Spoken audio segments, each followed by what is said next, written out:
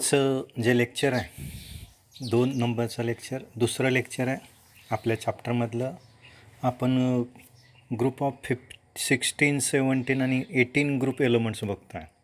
त्यामध्ये कालच्या लेक्चरला पण इंट्रोडक्शन भाग बघितला. पी ब्लॉक एलिमेंट्सबद्दल मी आपणाला माहिती सांगितली. पी ब्लॉकचे मध्ये असणारे जे एलिमेंट्स आहेत त्याची पोझिशन सांगितली.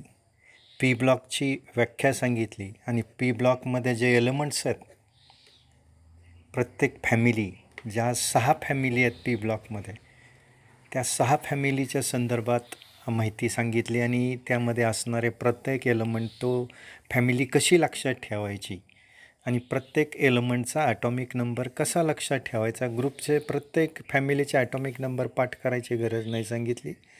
फॅमिलीतला पहिला मेंबर जर आपल्याला माहीत असेल त्याचा ॲटॉमिक नंबर, तर बाकीच्या एलिमेंटचे ॲटॉमिक नंबर आपण कसे काढतो या संदर्भात मी कालच्या पिरियडला माहिती सांगितली. कारण आपण दुसऱ्या ग्रुपमधून पहिल्या सेकंड पिरियडमधून थर्ड पिरियडमध्ये जाताना 8 ॲड करतो, तिसऱ्यातून चौथ्यात जाताना 8 ॲड करतो आणि चौथ्यातून पाचव्यात जाताना आपण 18 ॲड करतो. पाचव्यातून 6व्यात जाताना आपण 32 ॲड करतो आणि 6व्यातून 7व्यात जाताना सुद्धा 32 ॲड करतो. या पद्धतीने आपण ॲडिशन कशी करत जातो आणि ॲटॉमिक नंबर आपणाला कसा त्या एलिमेंटचा पाठ न करता सुद्धा लक्षात ठेवता येतो या संदर्भात माहिती बघितली. आजच्या पिरियडला हा जो ग्रुप 16 आहे त्याच्या इंट्रोडक्शनकडे मी आपणाला घेऊन जाणार आहे. ग्रुप 16 जे एलिमेंट्स आहेत, ऑक्सिजन फॅमिलीचा हा ग्रुप आहे. OSSTP या पद्धतीने आपण लक्षात ठेवतो. ग्रुप 16मध्ये जे एलिमेंट्स येतात ते आहे, पहिला एलिमेंट्स आहे ऑक्सिजन. सध्या आपण करोनाच्या काळात ऑक्सिजन संदर्भात बरीच माहिती ऐकतोय. हा जो ऑक्सिजन आहे त्यानंतर त्याचं जे सिम्बॉल आहे तो O आहे. त्यानंतर दुसरा जो एलिमेंट आहे त्या फॅमिलीमधला तो आहे सल्फर. त्याचं सिम्बॉल आहे S. सल्फर नंतर जो एलिमेंट्स येतो तो आहे सेलेनियम. त्याचं सिम्बॉल आहे Se. त्यानंतरचा जो एलिमेंट येतो तो आहे टेलेरियम. त्याचं सिम्बॉल आहे Te. आणि लास्टचा त्या फॅमिलीमधला जो मेंबर आहे तो पोलोनियम. त्याचं सिम्बॉल आहे Po. आता आपण ह्या 5 जे एलिमेंट्स आहेत ऑक्सिजन फॅमिलीमधले, oxygen, sulphur, selenium, tellurium, polonium, याचा ॲटॉमिक नंबर लक्षात ठेवताना सुद्धा मी एक अतिशय चांगली ट्रिक आपणाला सांगितली होती. ऑक्सिजनचा ॲटॉमिक नंबर फक्त लक्षात ठेवा, बाकीच्याचे कुठलाही ॲटॉमिक नंबर लक्षात ठेवू नका. फक्त कशा पद्धतीने जायचं म्हणजे ॲटॉमिक नंबर लक्षात राहतो. ऑक्सिजनचा 8 आहे. ऑक्सिजन सेकंड पिरियडमध्ये, ऑक्सिजन नंतर सल्फर हा थर्ड पिरियडमध्ये, सेकंडमधून थर्ड जाताना आपण 18 ॲड करतो, 8 ॲड करतो. साहजिकच सल्फरचा ॲटॉमिक नंबर झाला किती, 16 झाला. आणि सल्फरमधून आपण ज्यावेळेस सेलेनियमकडे जातो त्यावेळेस त्याचा ॲटॉमिक नंबर किती होतो, 18 ॲड करतो. 16मध्ये 18 ॲड केलं की 34 झाला. आणि पुन्हा हा 5वा पिरियड आहे, 4था पिरियड आहे आणि 4थ्या पिरियडमधून 5व्या पिरियडमध्ये जाताना साहजिकच आपण त्यामध्ये 34मध्ये 18 ॲड करतो. 52 ॲटॉमिक नंबर हा टेलेरियमचा येतो. आणि हा 5व्या पिरियडमधून आपण ज्यावेळेस 6व्या पिरियडमध्ये जातो साहजिकच त्यामध्ये आपण 32 ॲड करतो आणि त्यामुळे आपल्याला पोलोनियमचा ॲटॉमिक नंबर किती मिळतो, 84 मिळतो. अशा पद्धतीने आपण इंट्रोडक्शनमध्ये 16 ग्रुप ऑक्सिजन फॅमिलीची जे एलिमेंट्स आहेत त्याचे सिम्बॉल पाहिले आणि त्याचा ॲटॉमिक नंबर कसा लक्षात ठेवायचा तेही सांगितला. आणि त्या फॅमिलीमध्ये असणारे मेंबर्स आपण कसे लक्षात ठेवायचे, OSSTP या पद्धतीने आपण लक्षात ठेवतो. आता या फॅमिलीमध्ये जे पहिले 4 एलिमेंट्स येतात, ऑक्सिजन असेल, सल्फर असेल, टेलेरियम असेल, सेलेनियम असेल, हे त्यातील फर्स्ट जे मेंबर्स आहेत ऑक्सिजन, सल्फर, सेलेनियम, टेलेरियम, या एलिमेंट्सला आपण चाल्कोजन्स म्हणतो. काय म्हणतो यांना, चाल्कोजन. चाल्कोजन, CHALOCOGENS, चाल्कोजन्सचं मिनिंगच आहे ओर फॉर्मिंग एलिमेंट्स. चाल्कोजनचं मिनिंगच काय, ओर फॉर्मिंग एलिमेंट्स असं त्याचं मिनिंग आहे.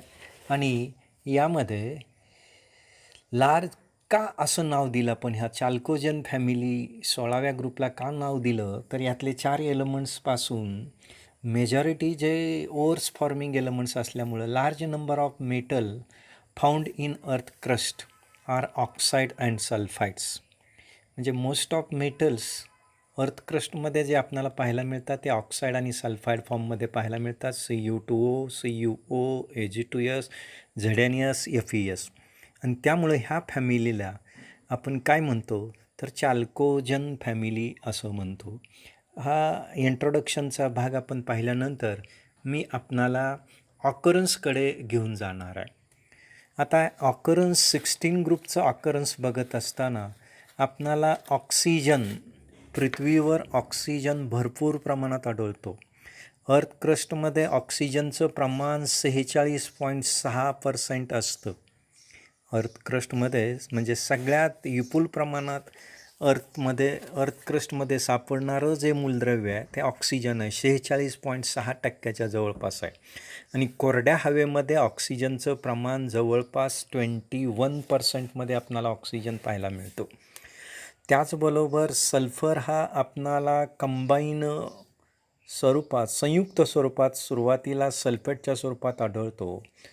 तसंच हा सल्फाईडच्या स्वरूपामध्ये सुद्धा आढळतो. ऑर्गॅनिक मटेरियलमध्ये सुद्धा हा सल्फर पाहायला मिळतो. अंड्यामध्ये सल्फर पाहायला मिळतो. बऱ्याच वेळेला पण अंडी उकडल्यानंतर काही वेळेला काळसर भाग पाहायला मिळतो, तो सल्फरचा असतो.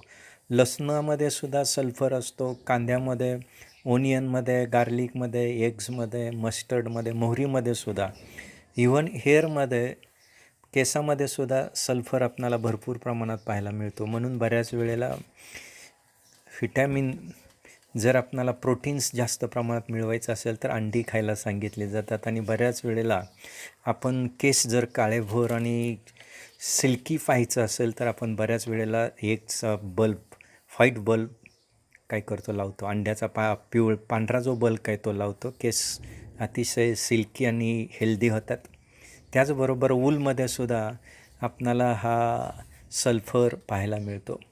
सेलेनियम आणि टेलेरियम ही जी मूलद्रव्य आहेत, सेलेरियम आणि टेलेरियम ह्या मूलद्रव्यामध्ये मेटल सेलिनाइड्स आणि मेटल टेलेराइडच्या स्वरूपात हे आपणाला पाहायला मिळतात.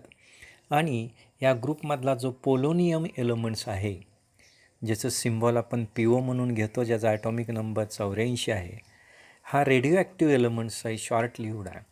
आणि हा युरॅनियम आणि थोरियम मिनरलच्या डिकेमध्ये, हा डिसइंटिग्रेशनमध्ये पाहायला मिळतो. टाकाऊ कुजलेल्या भागामध्ये हा मिनरल्सच्या स्वरूपामध्ये हा पोलोनियम पाहायला मिळतो. म्हणजे ऑकरन्स ज्यावेळेस आपण बघतो त्यावेळेस oxygen is most abundant of all elements. It occurs in free state to extent by 21% by volume and earth crust 46.6% by mass. Sulfur is less abundantly occurs, that is 0.03 to 0.1% by mass of earth. बघा, ऑक्सिजनचं प्रमाण आपण 21% आकारमानाच्या दृष्टीने बघितलं आणि मासच्या स्वरूपात जर अर्थ क्रस्टमध्ये सगळ्यात जास्त कुणाचं वस्तुमान असेल तर हे ऑक्सिजनचं असतं 46.6. सल्फर मात्र अर्थ क्रस्टमध्ये फार कमी प्रमाणात पाहायला मिळतो, 0.03 to 0.1% by mass of earth crust. It is present as sulphate, as gypsum, CaSO4 आता हे जे मिनरल्स आहेत, हे मिनरल्स आपण लक्षात ठेवायचे. जिप्सम कॅल्शियमचा मिनरल्स आहे, कॅल्शियम CaSO4 ह्याचा फॉर्म्युलाही आपण लक्षात ठेवायचा. जिप्सम आपण लक्षात ठेवला की जिप्सममध्ये मधला G आणि कॅल्शियम सल्फेटमधला कॅल्शियममधला Ca, म्हणून आपण लक्षात ठेवताना लक्षात ठेवलं की म्हणजे कॅल्शियम सल्फेट 2H2O, CaSO4 हा जिप्समचा फॉर्म्युला आहे. आणि MgSO4 7H2O हा इप्समचा फॉर्म्युला आहे. इप्समचा फॉर्म्युला काय, MgSO4 7H2. हे फॉर्म्युले आपल्याला माहीत असणं फार आवश्यक आहे. CETसाठी बऱ्याच वेळेला असे फॉर्म्युले विचारले जातात. इप्सम आपण कसं लक्षात ठेवायचं, तर आपण लक्षात ठेवलं. म्हणजे हा मॅग्नेशियमचा सॉल्ट आहे, MgSO4 7H2चा. आणि ई म्हणजे इप्सम, कारण जिप्सम आणि इप्सम, हा जिप्सम कुणाचा, कॅल्शियमचा सॉल्ट, कागं म्हणतो आपण. आणि इप्सम हा म्हणून आपण घेतो. म्हणजे मॅग्नेशियम सल्फेटचा सॉल्ट आहे, MgSO4 7H2O. आणि ई यासाठी इप्सम्समधला ई आणि Mg मधला यम, आणि कागं लक्षात ठेवतो. आणि बॅरेट हा बेरियमचा सॉल्ट आहे, ओर मिनरल्स आहे. बॅरेट बाबा आपण लक्षात ठेवलं तर चालतं. बेरियममधला Ba आणि बॅरेटमधला Ba. या पद्धतीने आपण हा सॉल्ट लक्षात ठेवू शकतो. इप्समबद्दलची माहिती मी सांगितली. इप्समचा सॉल्ट कसा लक्षात ठेवायचा, जिप्समचा सॉल्ट कसा लक्षात ठेवायचा. बॅरेट BaSO4 बाबा आपण लक्षात ठेवलं की चालेल. Ba फॉर बेरियमचा हा सॉल्ट आहे, मिनरल्स आहे. आणि BaSO बॅरेटमधलं जे बॅरेट ह्या नावामधलं Ba आपण घेतो आहे, या नावापासून आपण हा सॉल्ट लक्षात ठेवू शकतो. आणि सल्फाईडमध्ये हा जो पाहायला मिळतो झिंक ब्लेंड, हा झिंकचा मिनरल्स आहे. आणि त्याचबरोबर झिंकचा हा ओर म्हणूनही आपण वापरतो. गॅलिना हा ओर्स म्हणून आपण PBचा किंवा मिनरल्स म्हणून घेतो, लीडचा. कॉपर पायराईट हा मिनरल्स आहे कॉपरचा, CuFeS2. या पद्धतीने आपणाला हा सल्फाईडच्या फॉर्ममध्ये पाहायला मिळतो. सेलेनियम आणि telluriums occurs in metal sulphides.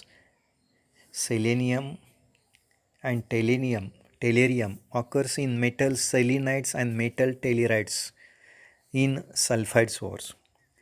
आणि पोलोनियमच्या बाबतीत आपल्याला सांगितलं, पोलोनियम हा radio active occurs in nature as a decay product of thorium and uranium minerals, was discovered by Marie Curie. हा पोलोनियम हा रेडिओ ॲक्टिव्ह एलिमेंट नेचरमध्ये आपणाला रेडिओ ॲक्टिव्ह डिके ज्यावेळेस आपण करतो युरॅनियमचं किंवा थोरियमचं, म्हणजे थोडक्यात हा किरणोत्सरित मूलद्रव्याचा जो कचरा म्हणतो आपण, टाकून दिलेला जो युरॅनियम आणि थोरियमचा जो कचरा आहे, डिके आहे, त्यामध्ये हा पोलोनियम सापडतो. आणि ह्याची discovery Marie Curie, Nobel prize ज्यांना मिळालं केमिस्ट्रीमधलं, ह्या मेरी क्युरीने हा पोलोनियम हा डिस्कवर केलेला एलिमेंट्स आहे. या पद्धतीने आपण ऑक्सिजनच्या बाबतीतलं बघितलं. हे ऑक्सिजनचं ऑकरन्स बघत असताना ह्याच्यावर प्रश्न आपणाला विचारला जातो, write structure and chemical write name and chemical formulae of minerals of calcium, magnesium और बेरियम. आणि त्यामध्ये आपणाला जिप्समचा फॉर्म्युला विचारला जाईल, इप्समचा विचारला जाईल, बॅरेटचा विचारला जाऊ शकतो, किंवा झिंक ब्लेंड किंवा गॅलिनाचाही विचारला जाऊ शकतो. या पद्धतीने ऑकरन्स आपण पाहिल्यानंतर मी या ठिकाणी इलेक्ट्रॉनिक कॉन्फिगरेशन हा महत्त्वाचा जे आर्टिकल्स आहे या चॅप्टरमधलं इलेक्ट्रॉनिक कॉन्फिगरेशनकडे येतो. इलेक्ट्रॉनिक कॉन्फिगरेशन ऑफ 16 ग्रुप एलिमेंटची नावं कशात लक्षात ठेवायची ते सांगितलं. Oxygen symbol O, sulphur symbol S, selenium symbol SE, tellurium symbol TE आणि polonium symbol PO. Atomic number 8, 16, 34, 52, 84. 8मध्ये 8 ॲड केलं की 16 झालं, 16मध्ये 18 ॲड केलं की 34 झालं, आणि 34मध्ये 18 ॲड केलं की 52 झालं, आणि 52मध्ये 32 ॲड केलं की 84 झाले. म्हणजे कुठलाही एलिमेंट्स असेल P ब्लॉकमधला, तर या पद्धतीने आपण ॲडिशन करत गेलो की ॲटॉमिक नंबर आपल्याला माहीत होत जातो. आता या युरॅनियम या ठिकाणी दिलेल्या एलिमेंटचं आपण कंडेन्स्ड इलेक्ट्रॉनिक कॉन्फिगरेशन पाहायचं आहे. कसलं? Condensed electronic configuration. आता हे जे इलेक्ट्रॉनिक कॉन्फिगरेशन आपण ऑक्सिजन फॅमिलीचं पाहत असताना, ऑक्सिजनच्या अगोदर जो आपला इनर्ट गॅस येतो तो असतो हेलियम. पहिल्या पिरियडमधला लास्ट एलिमेंट हेलियम आहे, म्हणून हेलियम हा कंडेन्स्ड म्हणून आपण घेत असताना इनर्ट गॅस घेतो. पहिल्या त्याच्या अगोदरच्या पिरियडमधला लास्ट एलिमेंट हेलियम HE. आणि 2s2 2p4. आता जनरल किंवा व्हॅलन्स सेल इलेक्ट्रॉनिक कॉन्फिगरेशन आपण पाहत असताना NS2 NP2. Oxygen family 16वा group बघतो NS2 NP4. तर 16 आकड्यामधला जो सेकंड डिजिट आहे 6, ते 6 Sचे 2 आणि Pचे 4 असे 6 इलेक्ट्रॉन लक्षात ठेवायचे. म्हणजे NS2 NP4 हे त्याचं व्हॅलन्स सेल इलेक्ट्रॉनिक कॉन्फिगरेशन असेल, जनरल इलेक्ट्रॉनिक कॉन्फिगरेशन असेल, कुणाचं ऑक्सिजन फॅमिलीचं. या ऑक्सिजन फॅमिलीमध्ये कंडेन्स्ड इलेक्ट्रॉनिक कॉन्फिगरेशनबद्दल माहिती सांगत असताना HE 2s2 2p4 second period आहे. हा N काय दर्शवतो, तो नंबर ऑफ पिरियड दर्शवतो, आणि म्हणून सेकंड पिरियडमध्ये ऑक्सिजन असल्यामुळं HE ब्रॅकेटमध्ये ब्रॅकेटच्या पुढं 2s2 2p4 हे त्याचं कंडेन्स्ड इलेक्ट्रॉनिक कॉन्फिगरेशन असेल.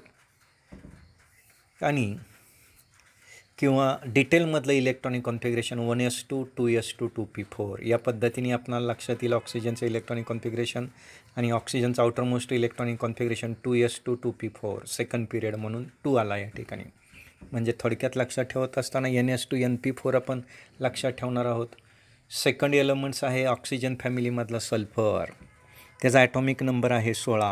कसा 16 येतो मी सांगितलं आपल्याला लक्षात ठेवायचं. ऑक्सिजनचा ॲटॉमिक नंबर 8 आहे, त्यामध्ये सेकंड पिरियडमधून थर्ड पिरियडमध्ये जाताना किती ॲड करायचं 8, म्हणून 8 आणि 8 16, म्हणून ॲटॉमिक नंबर किती झाला 16. आणि हा 16 ॲटॉमिक नंबर आपण सल्फरचा बघत असताना सल्फर हा तिसऱ्या पिरियडमध्ये येतो.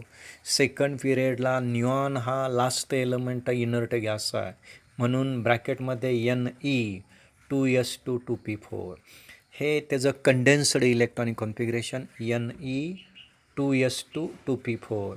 आणि जर तुम्ही म्हणला मला डिटेलमध्ये इलेक्ट्रॉनिक कॉन्फिगरेशन लिहायचं असेल तर 1s2 2s2 2p6 3s2 3p4 ह्या पद्धतीने लक्षात ठेवता येतं. आणि आउटरमोस्ट इलेक्ट्रॉनिक कॉन्फिगरेशन काय असेल 3s2 3p4 तिसरा पिरियड, म्हणून N काय घेतला आपण 3, म्हणून 3s2 3p4. यानंतरचा जो एलिमेंट्स आहे तो आहे सल्फर, नंतर येतो सेलेनियम SE ॲटॉमिक नंबर 34. कसा आला 16मध्ये 18 ॲड केलं की किती येतो 34 येतो. या पद्धतीने लक्षात ठेवायचं. त्याचं सिम्बॉल आहे SE.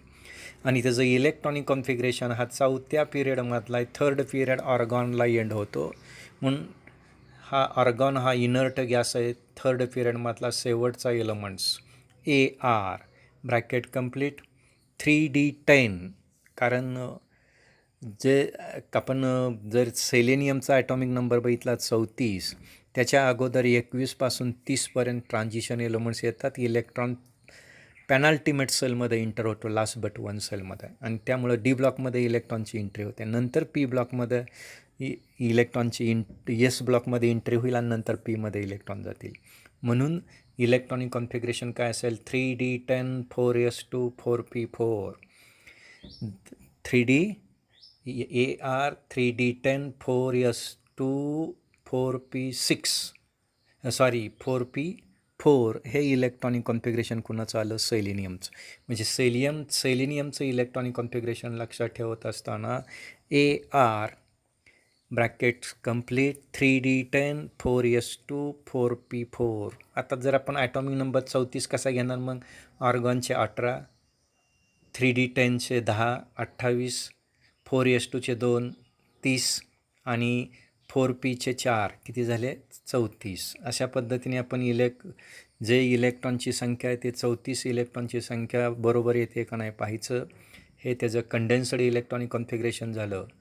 आणि जर डिटेलमध्ये इलेक्ट्रॉनिक कॉन्फिगरेशन जर पाहिजे असेल तर 1s2 2s2 2p6 3s2 3p6 3D10 4s2 4p4 या पद्धतीने आपण लक्षात ठेवू शकतो. आणि आउटरमोस्ट इलेक्ट्रॉनिक कॉन्फिगरेशन सेलेनियमचं काय असेल 4s2 4p4 या पद्धतीने आपण लक्षात ठेवू शकतो. चौथा पिरियड्स.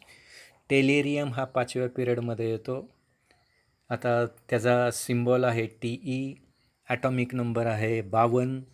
34मध्ये 18 ॲड केलं की 52 आला. 18 कसे येतात? Hचे 2, Pचे 6 आणि Dचे 10 या पद्धतीने येतात. म्हणून 18 ॲड केलं की 34मध्ये 18 ॲड केलं की किती झाले? 52 झाले. आणि त्यामुळं त्याचा ॲटॉमिक नंबर किती आला? 52. आता जो चौथा पिरियड आहे तो संपतो कुठं? क्रिप्टॉनला. म्हणून KR स्क्वेअर ब्रॅकेटमध्ये काय आलं? KR 4D10 5S2 5P4. आता क्रिप्टॉन ॲटॉमिक नंबर आहे 36. 36 आणि हे 10 किती झाले? 46. 46 आणि 2 किती झाले? 48. आणि 48 आणि 4 किती झाले? 52. आणि त्यामुळे ॲटॉमिक नंबर किती येतो? 52. म्हणजे इलेक्ट्रॉनिक कॉन्फिगरेशन ज्यावेळेस आपण पाहू टेलेरियमचं त्यावेळेस KR म्हणजे मी तुम्हाला कुठलीही फॅमिली असू द्या P ब्लॉकमधली इलेक्ट्रॉनिक कॉन्फिगरेशन लक्षात ठेवण्याचा फॉर्मॅट एकच सगळ्या फॅमिलीसाठी. सगळ्यामध्ये हिनाका एक्स्ट्रा येणारच. आणि म्हणून स्क्वेअर ब्रॅकेटमध्ये याच पद्धतीने एलिमेंट्स येतील, याच क्रमाने येतील. हा 5व्या पिरियडमधला आपण एलिमेंट टेलेरियम बघतो आहे. चौथा पिरियड एंड झाला क्रिप्टॉनला म्हणून क्रिप्टॉन घेतला एंडचा. त्यानंतर इलेक्ट्रॉनची एंट्री लास्ट बट 1 सेलमध्ये झाली. 10 इलेक्ट्रॉनची एंट्री. 4D10मध्ये इलेक्ट्रॉन आले आणि त्यानंतर 5S2मध्ये इलेक्ट्रॉन येणार आणि नंतर 5P4मध्ये इलेक्ट्रॉन आले. अशा पद्धतीने 52 इलेक्ट्रॉनची बेरीज आपणाला कशी आली ते सांगितले.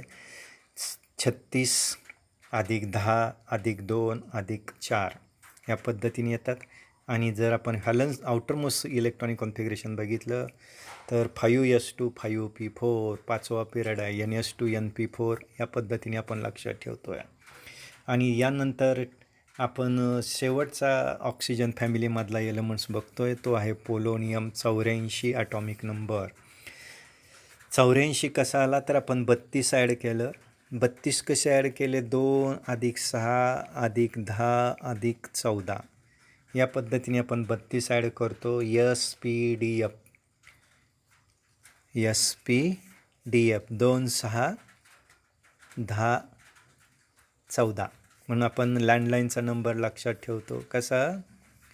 26 10 14 या पद्धतीने आपण इलेक्ट्रॉन प्रत्येक ऑर्बिटलमध्ये किती येतात ते लँडलाईनचा नंबर ठेवून आपण 11वीमध्ये सांगितलं होतं त्या पद्धतीने पाहतो आहे.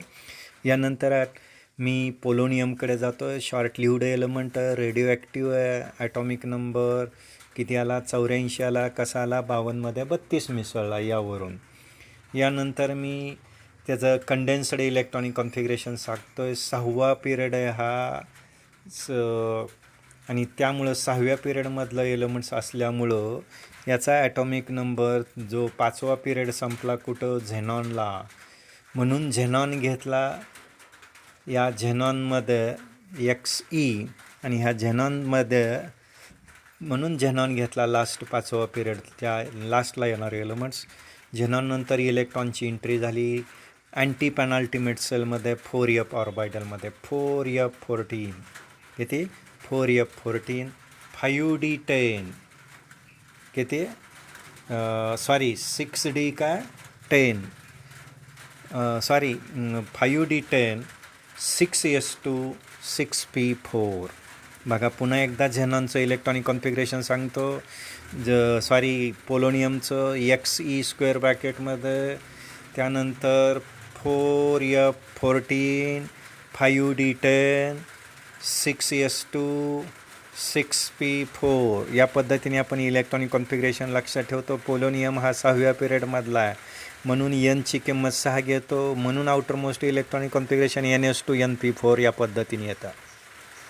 थँक्यू. या ठिकाणी थांबवतो.